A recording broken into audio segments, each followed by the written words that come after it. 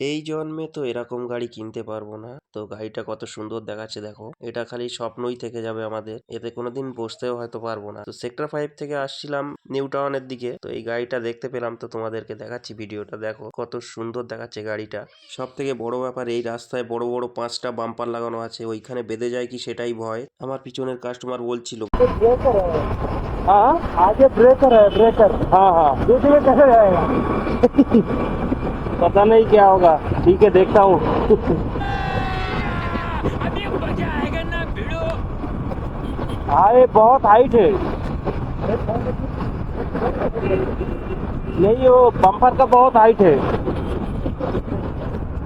Bumper का बहुत height है। लगता तो ये जा पाएगा देखता हूँ। চলো বাম্পারের কাছাকাছি এসে গেছি। তো আমরা ভিডিওটা দেখছিলাম পিছন থেকে, যে একটু স্লো আসছিলাম, যে বাম্পারে বেঁধে যায় কি না। তো এখানে সব গাড়ি আস্তে আস্তে যাচ্ছিল, আমরাও আস্তে আস্তে আসছিলাম। তো এইখানে আমিও মানে দেখছিলাম যে গাড়িটা বেঁধে যায় কি না।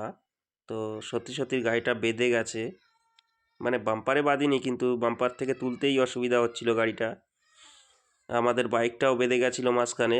এইখানে দেখতে পাবেন এই বাম্পারটা সব গাড়ি অসুবিধা হয়, বাইক, ট্যাক্সি। এই বাম্পারটা নিয়ে আমি আগেও একবার ভিডিও করেছিলাম, তো অনেকেই দেখেছো। তো এই গাড়িটার হাইট খুবই মানে নিচু ছিল, হাইট খুবই কম। তো গাড়িটা পার হয়ে গেছে, কোনো ক্ষতি হলো না। বিশ্ব বাংলার দিকেই চলে আসছিলাম। তো বিশ্ব বাংলার নিচে দিয়ে কত সুন্দর দেখাচ্ছে দেখো।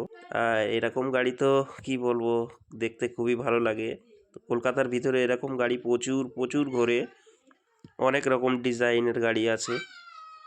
তো গাড়িটা সত্যিই ভালো লেগেছিল। তোমাদের কেমন লেগেছে গাড়িটা আমাদেরকে জানাবেন কমেন্টে। আর ভিডিওতে লাইক আসছে না, লাইক করে দিও, ফলো করে দিও। যারা ইউটিউব থেকে দেখছো সাবস্ক্রাইব করে দিও।